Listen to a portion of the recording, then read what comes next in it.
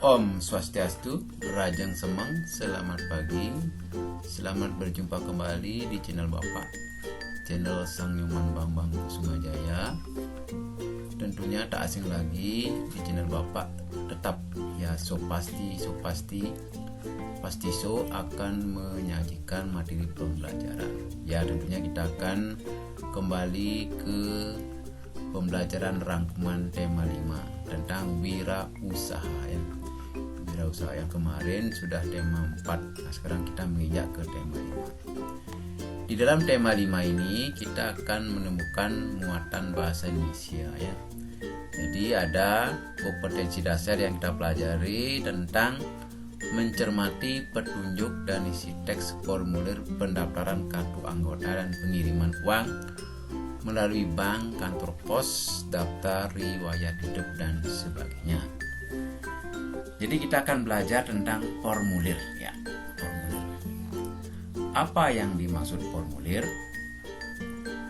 Formulir adalah lembar atau surat yang harus diisi ya, Nah, di sini jenis formulir banyak.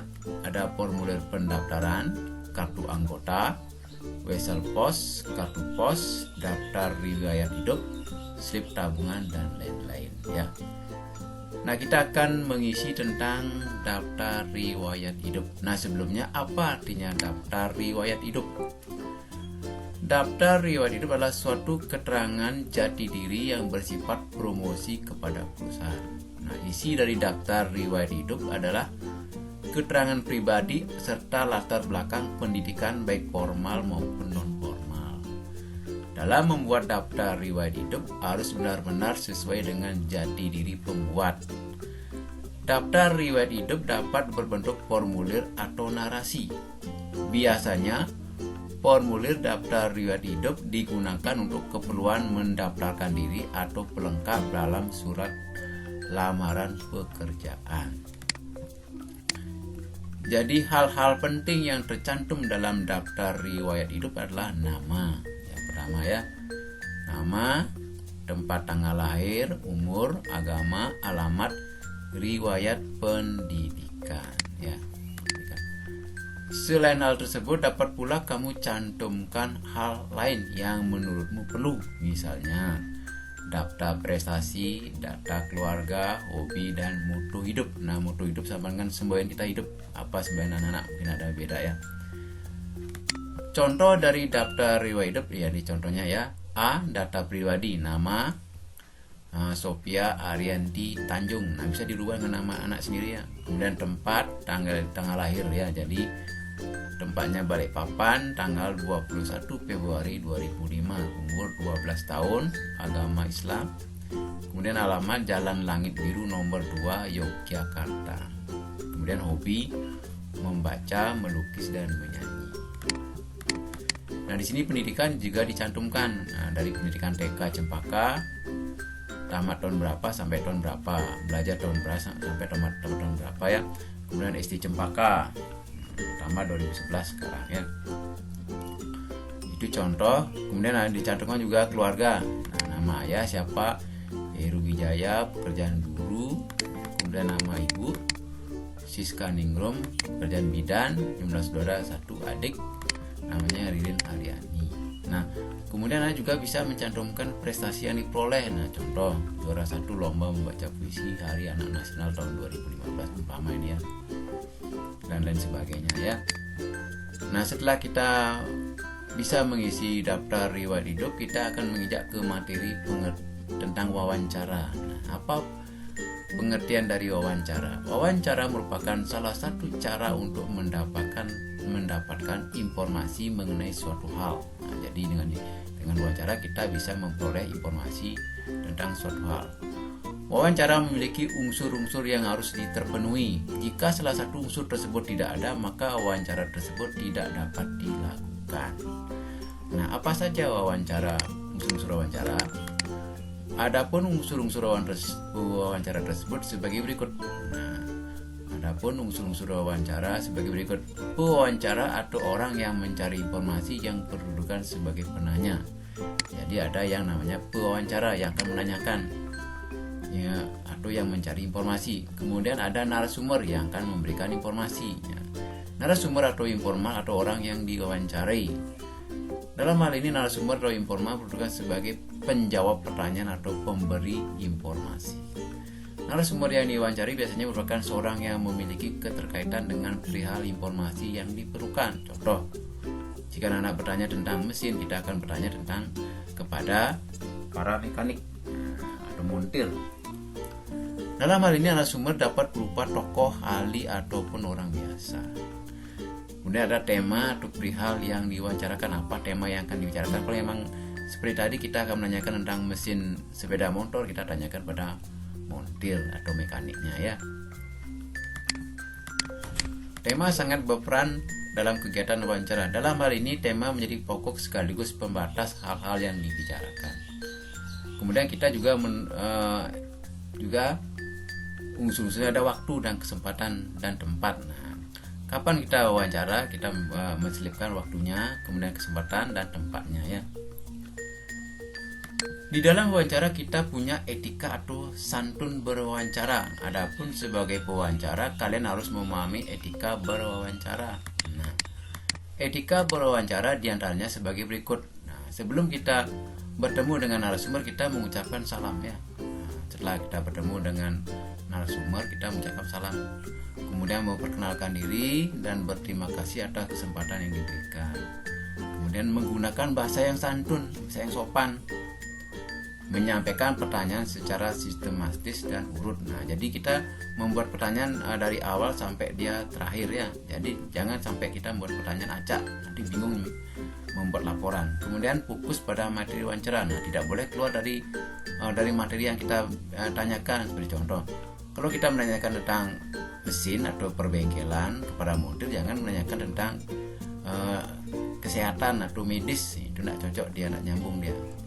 Tidak menyudutkan narasumber dan tidak membuat tersinggung. Nah, di sini artinya tidak boleh kita memasakkan pertanyaan yang memang tidak bisa dijawab oleh narasumber karena bukan bidangnya mungkin, ya.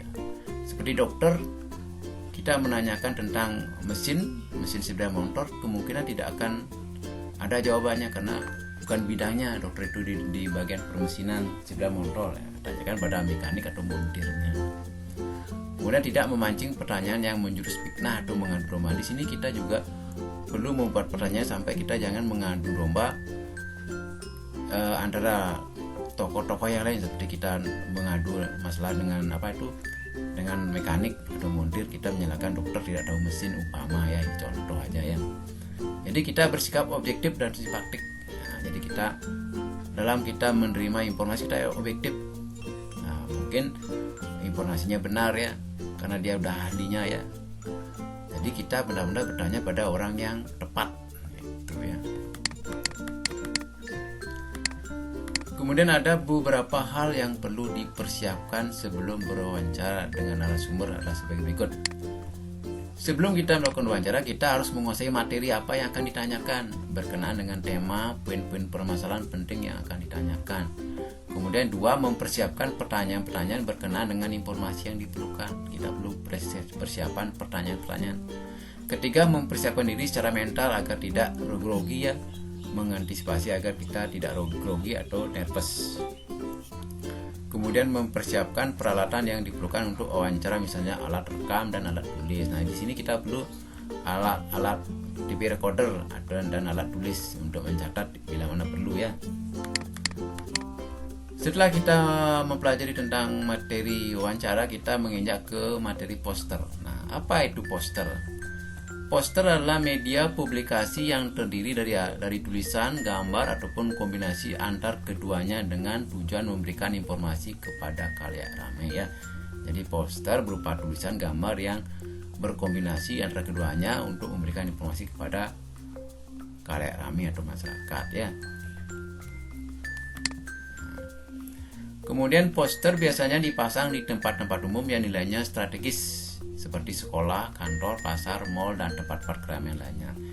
Informasi yang ada pada poster umumnya bersifat mengajak masyarakat, ya.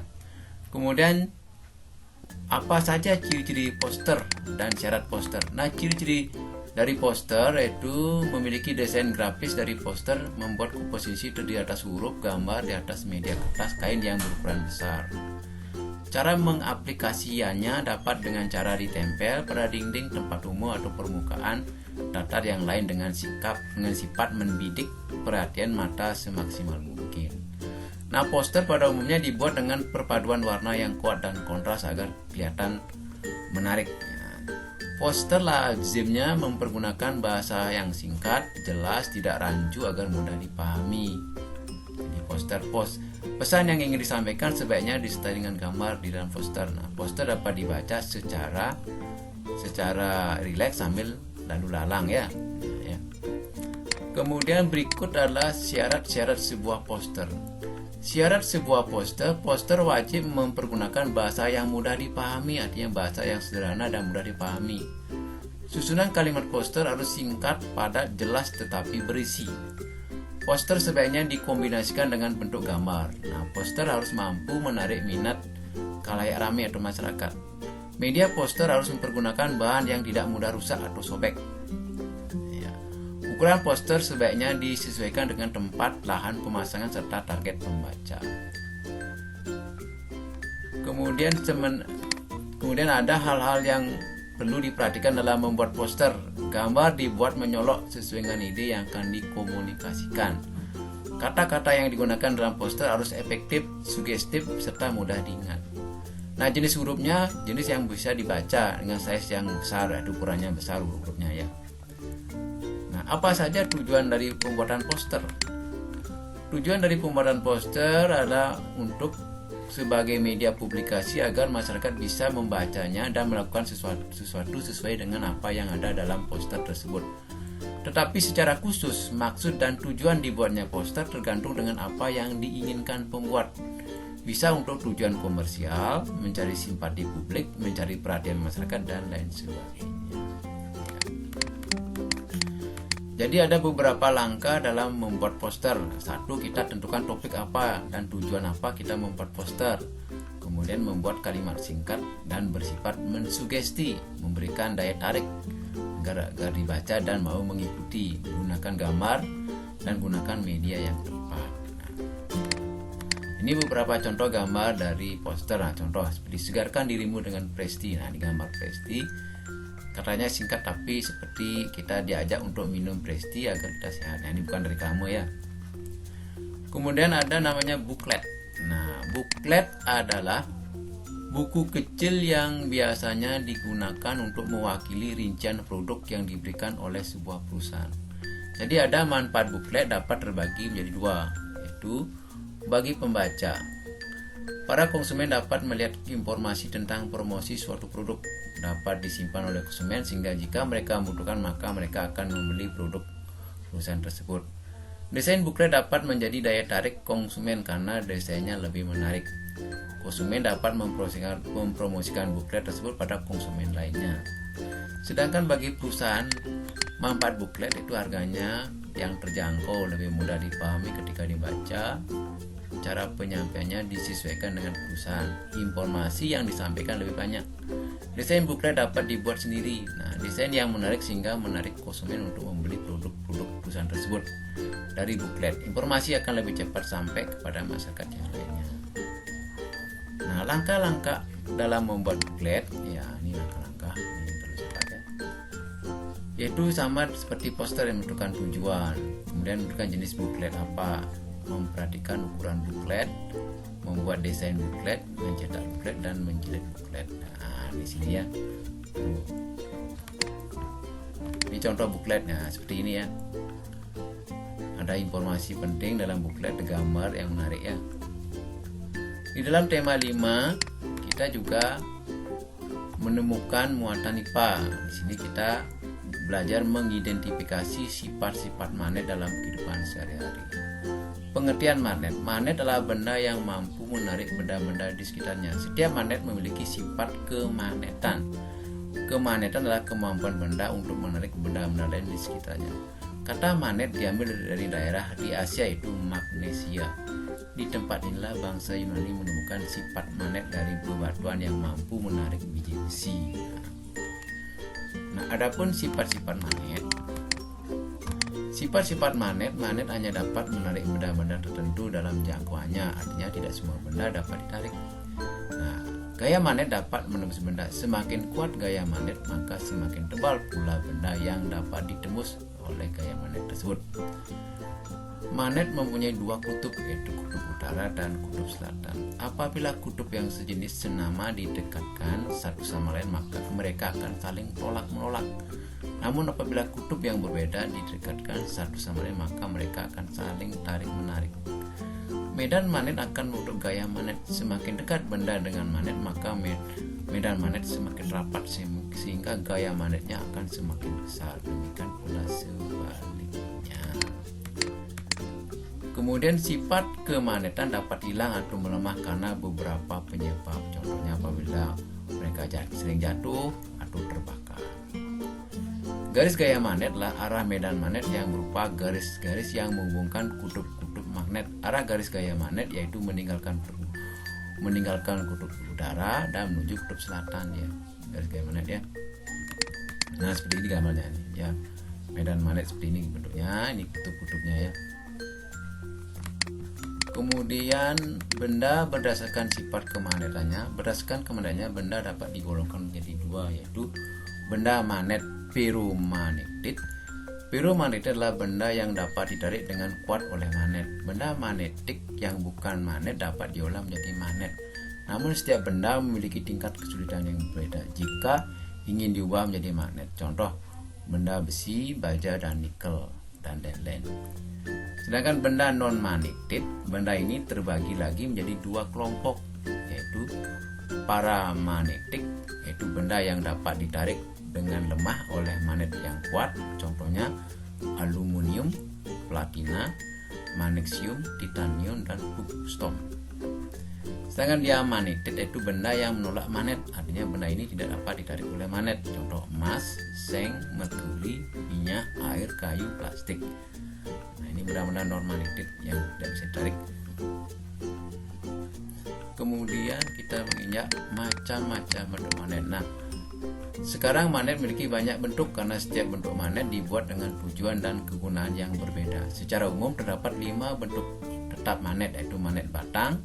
Nah, seperti ini contohnya: magnet silinder, magnet jarum, magnet cincin, magnet atau magnet ladam. Nah, ini cincinnya. Kemudian ada jenis-jenis magnet. Secara garis besar terdapat 2 jenis magnet. Ada magnet alam, magnet yang sudah memiliki sifat kemagnetan secara alami, artinya tanpa adanya campur tangan. Contoh Gunung Ida di Malaysia mampu menarik benda-benda di sekitarnya. Kemudian ada magnet buatan. Magnet buatan dibuat manusia, buat dari bahan-bahan magnetit seperti besi dan baja. Magnet buatan terbagi lagi menjadi 2. Ya, magnet buatan. Ada magnet tetap, merupakan magnet yang sifat kemagnetannya bersifat permanen meskipun proses pembuatannya sudah dihentikan atau diselesaikan. Kemudian magnet sementara merupakan magnet yang sifat kemagnetannya sementara, itu hanya terjadi selama proses pembuatan, seperti magnet yang terbuat dari listrik ya, magnet listrik ya. Cara membuat magnet, ada berbagai cara membuat magnet ya. Dengan cara menggosok magnet tetap, besi atau baja dapat dibuat magnet antara dengan cara menggosok salah satu ujung magnet tetap di sepanjang batang besi ke satu arah secara berulang-ulang. Nah, ini gosokannya satu arah dia, tidak zigzag dia ya. Kemudian ada juga pembuatan magnet dengan listrik. Nah, seperti ini yang namanya magnet sementara dia. Kalau dicabut listriknya, kabelnya, dia akan tidak menarik lagi. Namun kalau di cut ya kabel ini, kumparannya ini akan kembali dia mengeluarkan magnet tarik ya. Jadi bisa dijelaskan pada kedua ini menunjukkan bahwa paku besar yang dililit oleh sebuah kumparan setelah dihubungkan dengan baterai kemudian didekatkan dengan paku-paku kecil, ternyata paku kecil akan menempel pada paku yang besar tersebut. Nah, ini contoh magnet sementara. Jika arus listrik diputus, maka paku-paku kecil yang menempel pada paku besar dalam hitungan detik akan berjatuhan dan lepas. Berarti paku besar sudah hilang kemagnetannya. Jadi magnet sementara. Ada juga pembuatan magnet dengan induksi atau influensi atau imbas. Sebuah paku besar didekatkan dengan sebuah magnet yang disimpan pada statif, maka paku akan menempel pada magnet. Paku yang besar yang telah menempel pada magnet jika didekati paku-paku kecil, ternyata paku kecil menempel pada paku yang besar. Nah, ini otomatis ya, tidak harus magnet ya.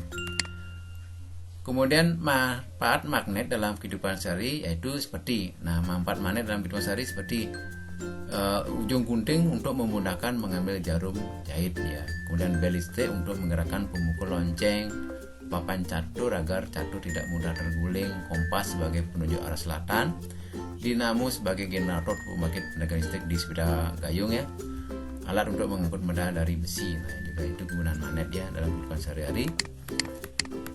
Di dalam tema 5 kita juga akan menemukan muatan IPS, yaitu menganalisis posisi dan peran Indonesia dalam kerjasama di bidang ekonomi, politik, sosial, budaya, teknologi, dan pendidikan dalam lingkup ASEAN. Contoh, apa itu MEA? MEA adalah singkatan dari Masyarakat Ekonomi ASEAN. MEA adalah realisasi dari tujuan integrasi ekonomi negara-negara ASEAN. MEA adalah sarana yang menjadi pasar utama atau basis produksi. Wilayah yang sangat kompetitif dengan perkembangan ekonomi luar biasa yang akan diintegrasikan menjadi bagian dari ekonomi global. MEA adalah sebuah konsep pengembangan ekonomi yang sudah menjadi wacana selama bertahun-tahun dan akhirnya diresmikan pada tanggal 31 Desember 2015. Nah, baru ini ya. Apabila MEA sudah direalisasi, ASEAN akan memiliki karakter baru sebagai wilayah bebas dari pergerakan dan pemasaran. Jadi, ASEAN akan memiliki karakter baru sebagai wilayah bebas pergerakan, pemasaran barang, jasa, investasi baik dari sisi pendapatan maupun dari sisi keterampilan. Dengan kata lain, ASEAN akan menjadi sarana bagi negara-negara anggota-anggotanya untuk menjadi destinasi investasi utama yang dapat menguatkan satu sama lain. Nah, apa tujuan dari dibentuknya MEA, Masyarakat Ekonomi ASEAN? Tujuan dibentuknya Masyarakat Ekonomi ASEAN adalah untuk mengintegrasikan ekonomi negara-negara Asia Tenggara yang sangat bervariasi menjadi pasar tunggal dengan jumlah total 625 juta orang dan dengan jumlah kombinasi GDP Gross Domestic Product sebanyak 25 US dollar ya, 2,5 triliun US dollar ya, 2,5 triliun US dollar pada tahun 2014. Adapun misi dari MEA, Masyarakat Ekonomi ASEAN, untuk 9 tahun ke depan sebagai yang tercetak pada AEC Blueprint 2025 adalah sebagai berikut. Nah, jadi visinya ekonomi yang terpadu dengan integrasi yang tinggi, ASEAN yang kompetitif, inovatif, dan dinamis. Yang kedua ya.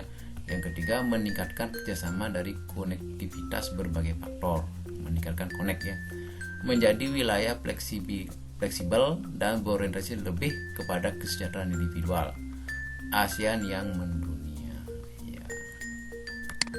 Beberapa hal yang dapat dijadikan kerjasama di antara beberapa anggota masyarakat ekonomi ASEAN adalah sebagai berikut, yaitu meningkatkan sumber daya manusia. Nah, ini konsultasi lebih mendalam mengenai kebijakan ekonomi, meningkatkan infrastruktur, mengembangkan transaksi ekonomi melalui e-ASEAN, mengintegrasikan industri dari berbagai wilayah untuk saling berpromosi sumber-sumber yang ada di wilayahnya masing-masing, meningkatkan peran serta sektor swasta dalam pembangunan gedung-gedung masyarakat ekonomi ASEAN. Di sini ya. Kemudian bagaimana persiapan Indonesia menghadapi masyarakat ekonomi ASEAN? Sejauh ini langkah-langkah yang telah dilakukan Indonesia berdasarkan rencana strategis pemerintah untuk menghadapi masyarakat ekonomi ASEAN dan AEC antara lain penguatan daya saing ekonomi. Pada tanggal 27 Mei 2011 pemerintah meluncurkan Master Plan Percepatan dan Perluasan Pembangunan Ekonomi Indonesia yang disebut MP3EI ya. MP3I agar pertumbuhan ekonomi yang kuat, inklusif, berkualitas dan berkelanjutan. Jadi MP3EI pertumbuhan ekonomi yang kuat, inklusif, berkualitas dan berkelanjutan. Kemudian yang kedua juga membuat program dalam misinya ya. persiapan dari misalnya untuk menjadi MEA itu program ACI, Aku Cinta Indonesia. ACI, Aku Cinta Indonesia merupakan salah satu gerakan nation branding. Gerakan ini sendiri masih berjalan sampai sekarang dalam bentuk kampanye nasional yang terus berjalan dalam berbagai produk dalam negeri seperti busana, aksesoris, entertainment, pariwisata, dan lain sebagainya. Kemudian juga pemerintah menguatkan sektor UMKM, usaha mikro, kecil, dan menengah. Dalam rangka meningkatkan pertumbuhan UMKM di Indonesia, pihak Kadin mengadakan beberapa program online, pameran koperasi, dan UKM Festival. Acara ini bertujuan untuk memperkenalkan produk-produk UKM yang ada di Indonesia dan juga agar masyarakat lebih kreatif lagi dalam mengembangkan usaha kecil serta menengah.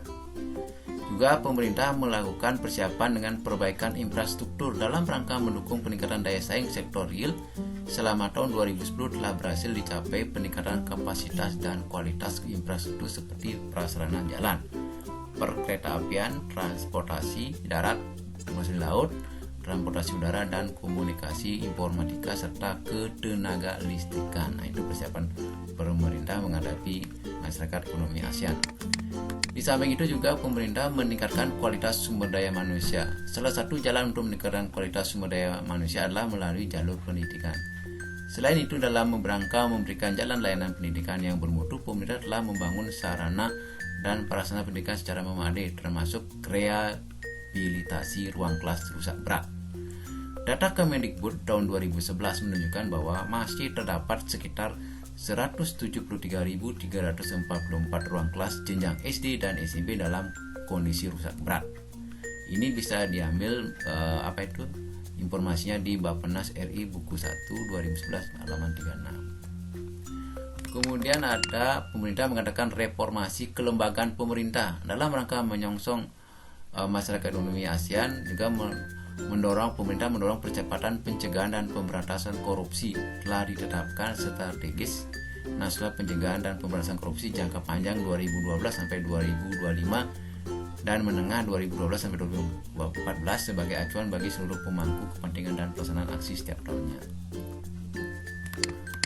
Hambatan dan tantangan Indonesia menghadapi masyarakat ekonomi ASEAN. Jadi hambatan dan tantangan Indonesia menghadapi masyarakat ekonomi ASEAN adalah tantangan di bidang perdagangan dan barang dan jasa. Nah, di sini arus perdagangan bebas entah itu barang maupun jasa akan memunculkan risiko. Artinya selain menjadi negara pengekspor, Indonesia juga menjadi sasaran empuk eksportir dari negara lain. Artinya sebagai lahan untuk menjual barangnya di Indonesia. Kemudian tantangan di bidang investasi. Pada sektor ini Indonesia terbilang memiliki risiko yang sangat tinggi karena adanya eksploitasi. Sebabnya Indonesia kurang memiliki aturan dan regulasi yang ketat sehingga sektor real misalnya pertambangan mudah dikelola oleh negara asing. Namun sekarang berkat Presiden Jokowi, beberapa pertambangan bisa kita kuasai kembali, ya, pertambangan yang ada di Ranjaya sudah kembali ke pemerintah dan dikelola oleh pemerintah Indonesia, ya. Padahal pemerintah memiliki kekuasaan penuh untuk mencegah adanya eksploitasi alam yang dilakukan perusahaan-perusahaan asing. Kemudian tantangan di bidang ketenaga kerjaan. Masalah ketenaga kerjaan Indonesia memiliki tantangan yang luar biasa kalau dilihat dari sisi pendidikan dan produktivitas. Indonesia masih kalah jauh dari negara-negara tetangga, ya. Jadi tenaga sumber daya manusia kita masih kurang, ya, artinya perlu kita belajar, ya. Karena di negara lain sudah maju, dia seperti Singapura, Thailand, dan Malaysia. Kemudian ada juga tantangan di bidang UMKM. Usaha mikro kecil dan menengah UMKM menjadi salah satu sasaran dan fokus masyarakat ekonomi ASEAN MEA. Dalam menjadikan stabilitas dan perkembangan ekonomi di wilayah regional ASEAN, kebanyakan kualitas produk UKM Indonesia belum memenuhi standarnya, belum bisa dikategorikan berkualitas karena, ya, artinya perlu kita tingkatkan kembali, ya, produk UKM kita, ya. Semoga kita berhasil, ya. Kemudian lanjut, apa itu CAAMEO? CAAMEO singkat dari diri. Jadi CAAMEO adalah singkatan dari The Southeast Asian Ministerial of Education Organization. Di sini organisasi dibentuk oleh seluruh menteri pendidikan yang ada di negara-negara ASEAN. Simeo ini berdiri pada tahun 1965 dengan tujuan membangun kerjasama dalam bidang pendidikan ilmu pengetahuan dan kebudayaan pada wilayah tersebut. Nah, di sini ya, Simeo. Kemudian ada lagi apa itu SEA Games.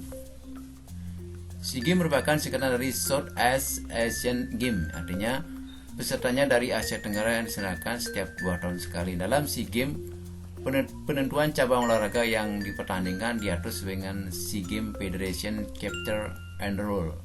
Tapi tuan rumah bisa saja menambah atau mengurangi cabang olahraga sesuai dengan keuntungan yang bisa didapat tuan rumah. Ya. Apa pengaruh SEA Games terhadap pertumbuhan ekonomi? Meningkatkan kesempatan kerja, menambah devisa negara, serta meningkatkan pendapatan nasional dan perorangan. Di dalam tema 5 ini kita juga menemukan muatan PPKN. Ya, kita dengan kompetensi dasar itu menelaah keberagaman sosial budaya ekonomi masyarakat. Jadi kita akan belajar apa sih manfaat dari berwirausaha sejak dini. Manfaat berwirausaha sejak dini artinya melatih kreativitas, produktivitas, melatih anak berinteraksi, meningkatkan kepercayaan diri, menghindari perilaku konsumtif, dan mempelajari untung dan rugi. Itu manfaat dari berwirausaha sejak dini ya. Sikap penting dalam berwirausaha yaitu jujur, disiplin, optimis, mengendalikan ego, bertanggung jawab, bijak menentukan pilihan, mengakui kesalahan dan menerima kritik. Nah, di sini jujur artinya kita berwirausaha harus jujur ya, jangan sampai kita curang mainan. Disiplin dalam bekerja, disiplin dalam waktu, disiplin dalam mengelola uang. Optimis ya, selalu kita bersikap optimis dalam bekerja, akan selalu berhasil biarpun kita terseok-seok. Namun secara sungguh-sungguh kita berbisnis, kalau memang kita udah terjun ya harus kita kuat menghadapi tantangan, dengan mengendalikan egois ya.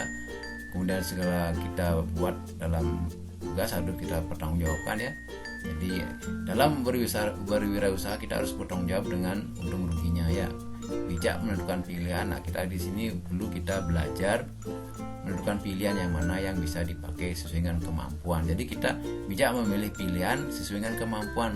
Berapa kemampuan kita dari segi modal dan berapa kemampuan kita dari segi pengelolaan. Mengakui kesalahan dan menerima kritik.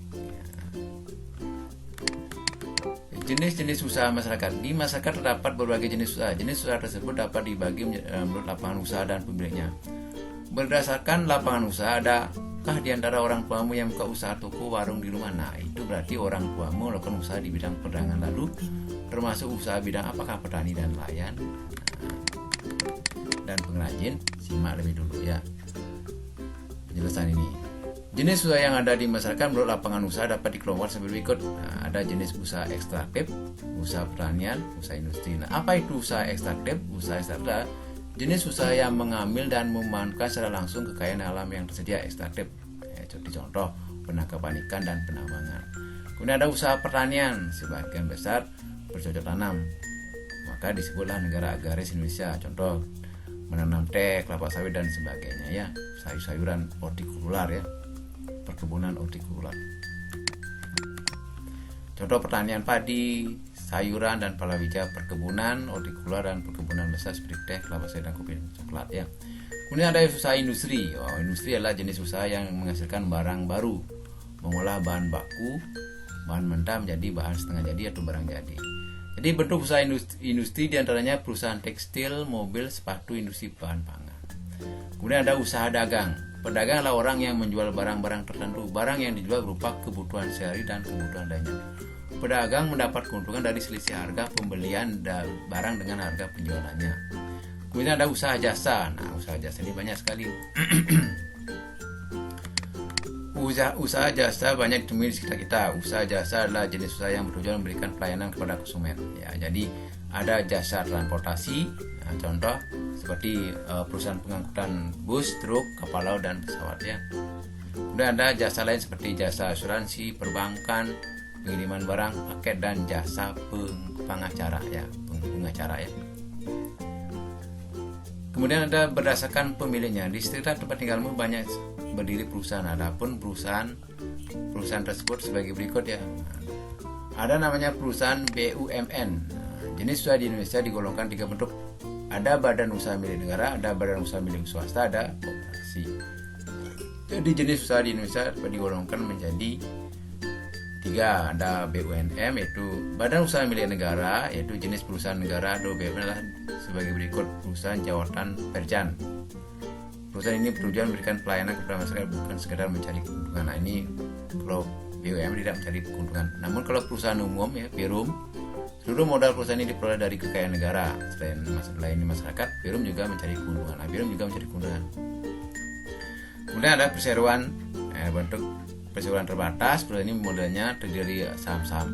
Tidak semua modal persero dimiliki oleh negara seluruhnya. Persero bertujuan mencari keuntungan.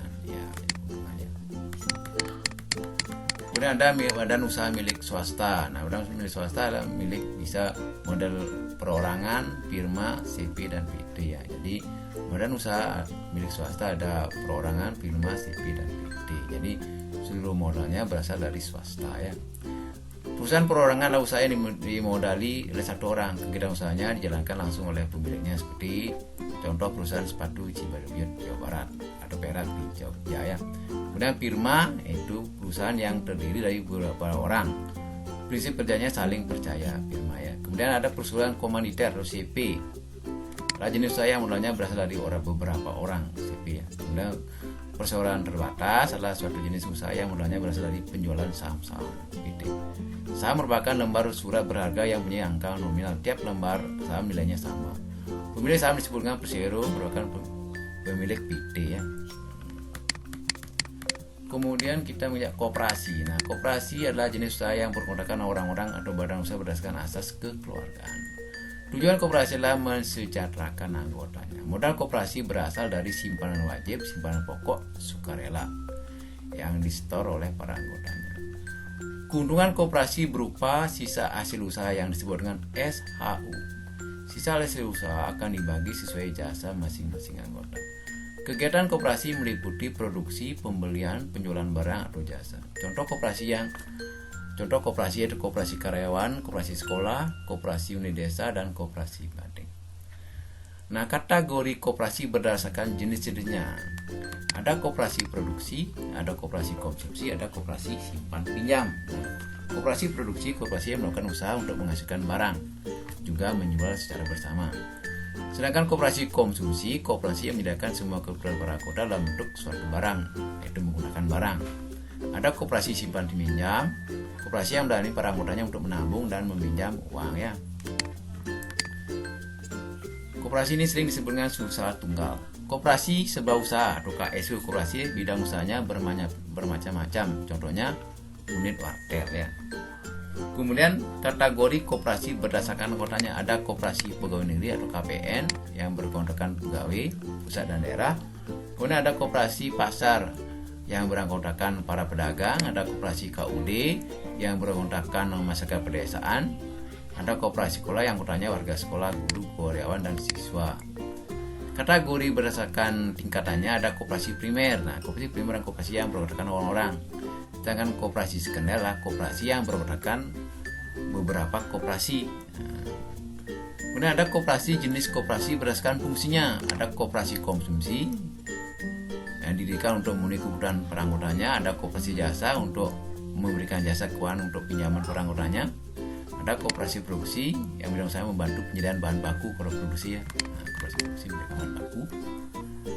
Kemudian kegiatan ekonomi di Indonesia secara garis besar ada kegiatan produksi, yaitu kegiatan menghasilkan barang ya, seperti perikanan, industri, dan kerajinan. Ada kegiatan konsumsi, kegiatan memakai barang dan jasa untuk memenuhi kebutuhan orang ya. Sebagai contoh bisa kamu baca di bukunya ya. Kemudian ada kegiatan distribusi, yaitu kegiatan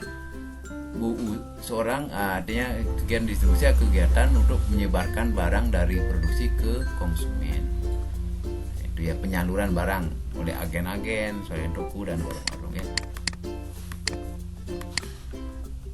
Menghargai barang produksi dalam negerinya. Setiap orang punya kebutuhan, mereka selalu berusaha untuk bisa memenuhi orang yang dikatakan makmur apabila sebagian besar kebutuhannya telah terpenuhi ya. Cara yang paling tepat dan bijaksana adalah menghargai produk-produk dalam negeri. Produk dalam negeri merupakan hasil kerja, kreativitas, dan prestasi bangsa sendiri.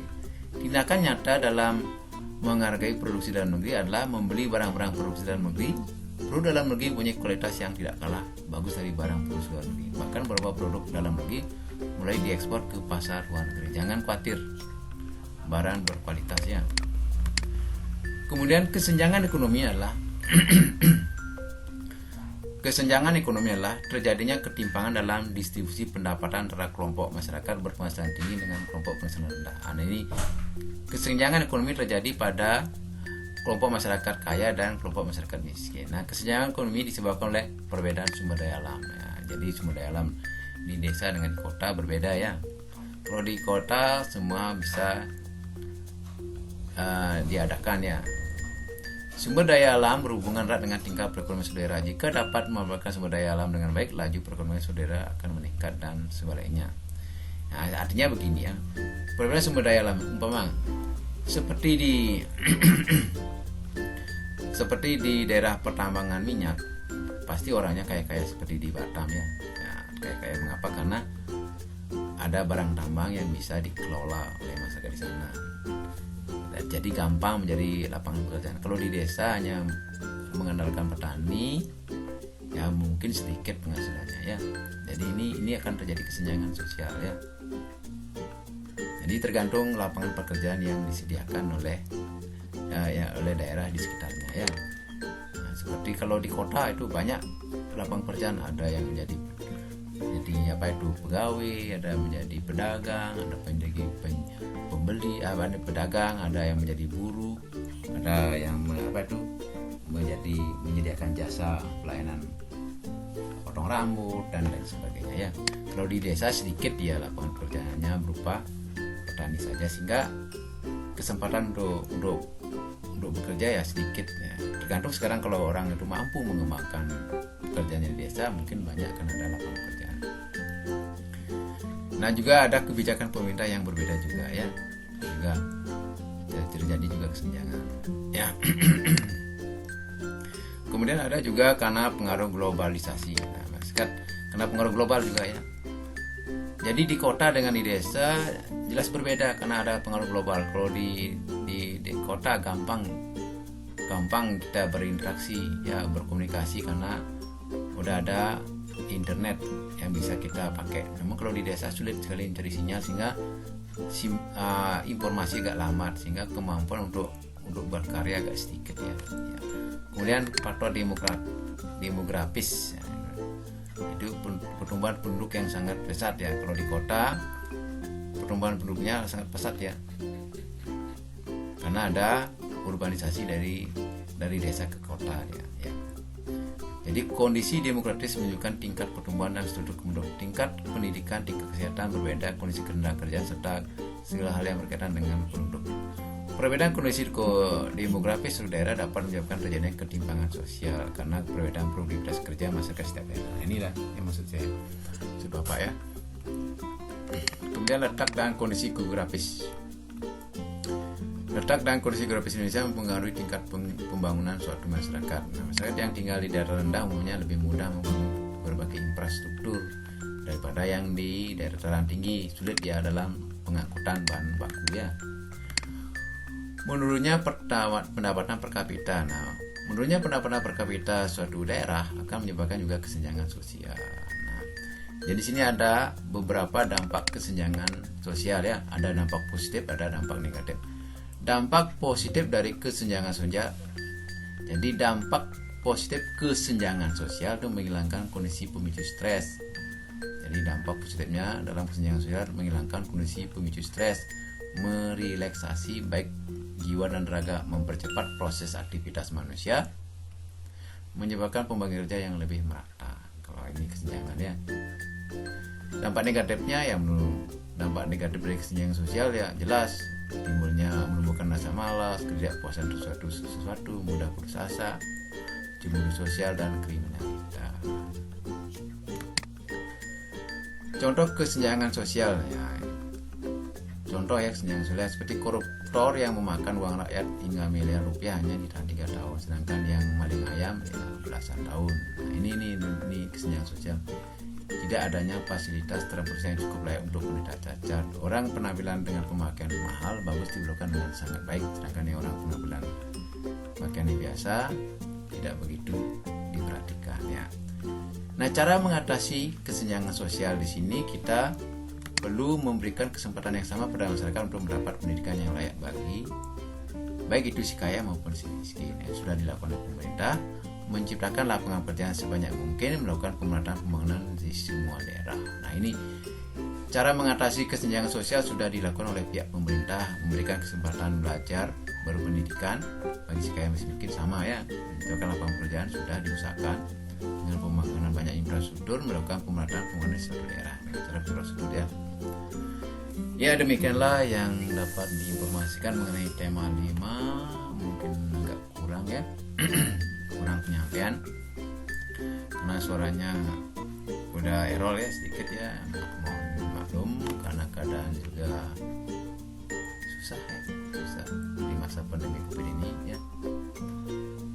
Namun Bapak berusaha memberikan yang terbaik sesuai dengan kemampuan Bapak ya. Jadi mau dimaklumi, mohon ditonton, disimak videonya agar bisa ada penambahan materi. Nah, ini materinya termasuk meluas nih ya. Ini termasuk materi hampir di tingkat SMP ya. Ya, setelah dirangkum beberapa ya harus kena ke sini ya, harus diberikan informasi sedikit ya. Ini kesenjangan sosial ya. Nah, untuk itu jadi mohon maklum, mohon dimaafkan dalam penyampaian kurang atau materinya mungkin kurang lebihnya, mohon dimaklumi dan Bapak undur diri. Bapak tutup dengan permasalahan Om Santi. Bapak kembali ke studio.